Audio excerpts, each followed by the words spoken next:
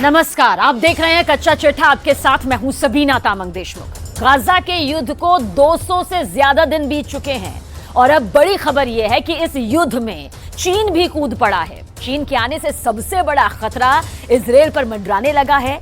दरअसल चीन ने फिलिस्तीनियों के दो गुटों हमास और फतह का आपस में समझौता करा दिया है और इस सबसे बड़ी डील के बाद अब गाजा से लेकर तेल अवीव तक इजराइल को डबल अटैक की वार्निंग मिली है।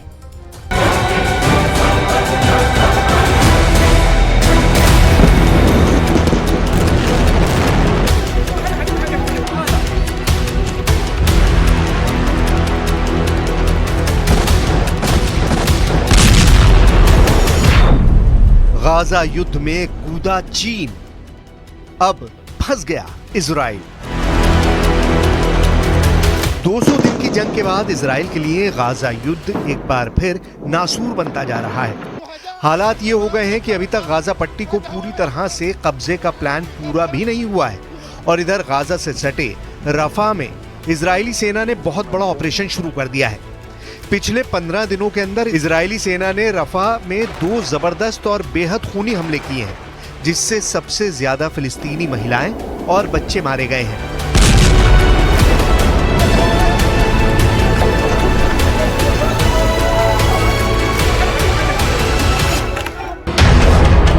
लेकिन इस बीच हारते हमास ने चीन की मदद से ऐसा कदम उठाया है जो इजराइल पर बहुत भारी पड़ सकता है।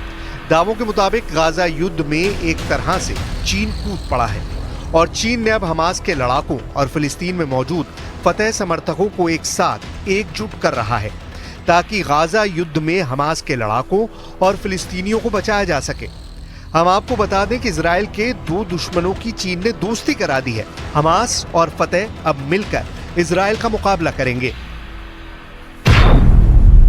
हमास फतह एक साथ रफा में डबल अटैक। 应中方邀请，巴勒斯坦民族解放运动和伊斯兰抵抗组织代表日前来京磋商，就推进巴内部和解深入坦诚对话。 हम आपको बता दें कि फिलिस्तीन में 2 गुट हैं जो फिलिस्तीनियों के हक के लिए जंग कर रहे हैं। ये हैं फिलिस्तीनी समूह फतह और हमास। फिलिस्तीनी समूह फतह और हमास लगभग 2 दशक से एक दूसरे के कट्टर दुश्मन रहे हैं, लेकिन अब चीन ने इजराइल के खिलाफ फिलिस्तीनी समूह फतह और हमास को एक साथ ला दिया है। दोनों को इजराइल के खिलाफ एकजुट कर दिया है।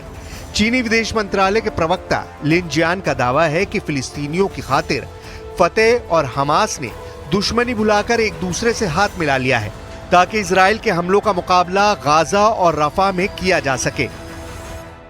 أما بالنسبة للي بنسمع عن فتح وحماس وبصير اتفاقيات والاجتماعات في الصين وشيء، أنا بتمنى يا رب، أنا مع الصين يا رب إنها تقف جنبنا وتسندنا، إحنا غلابة برضو بدنا نعيش. نأمل أن يبنى على ما تم الاتفاق عليه سابقا في هذه اللقاءات وأن نبدأ صفحة جديدة خاصة في ظل هذه। अब आप ये भी जान लीजिए कि हमास और फतह के समझौते से इजराइल को क्या नुकसान होगा। पश्चिमी मीडिया के मुताबिक और कुछ गाजा युद्ध के जानकारों के मुताबिक अभी तक इजराइल की खुफिया एजेंसी मोसाद और शिन बेत गाजा में इसलिए कामयाब हो रही हैं क्योंकि हमास लड़ाकों की मुखबरी में फिलिस्तीनी गुट फतह समर्थकों का जबरदस्त हाथ था जो हमास के टॉप कमांडर्स की मुखबरी कर रहे थे। लेकिन समझौता हो जाने के बाद अब हमास और फतह समर्थक मिलकर इजरायली सेना पर हमला करेंगे क्योंकि रफा में इजराइल ने हमले बहुत तेज कर दिए हैं। जरा इस एनिमेशन से समझिए क्यों रफा में इजरायली ऑपरेशन को खूनी युद्ध कहा जा रहा है। गाजा पट्टी के दक्षिणी शहर रफा में इजराइल बड़ा ऑपरेशन करने जा रहा है जिसकी वजह से 23 लाख की आबादी वाले इस इलाके में भयानक खून खराबा होगा। यहाँ हमास के लड़ाकों से ज्यादा आम इंसान मारे जाएंगे। 15 दिन के अंदर इजराइल की आईडीएफ ने रफा में भीषण हमले किए हैं जिसमें लगभग 50 के करीब फिलिस्तीनी मारे गए हैं। अब रफा में दुनिया वो खूनी मंजर देखने जा रही है जिसकी कल्पना करना भी मुश्किल है। चीन बेशक हमास और फतह के बीच समझौता करा चुका हो, लेकिन जमीन पर चल रही जंग में इजराइल को हराना जरा भी आसान नहीं है। गाजा पट्टी में 35,000 से ज्यादा फिलिस्तीनी मारे जा चुके हैं। हमास के लड़ाके अभी भी इजरायली सेना पर गाजा पट्टी और रफा इलाके से हमले करने में जुटे हैं। सुरंगों का नेटवर्क अभी भी मौजूद है जहां से हमास के लड़ाके हमले कर रहे हैं। अब सवाल उठता है कि 200 दिन की जंग के बाद भी हमास अभी तक इजराइल के सामने घुटने क्यों नहीं टेक रहा है। इसके पीछे है हमास के वो नेता जो आखिरी सांस तक इजराइल से जंग करने पर आमादा है। हमास फतेह एक साथ, रफा में डबल अटैक।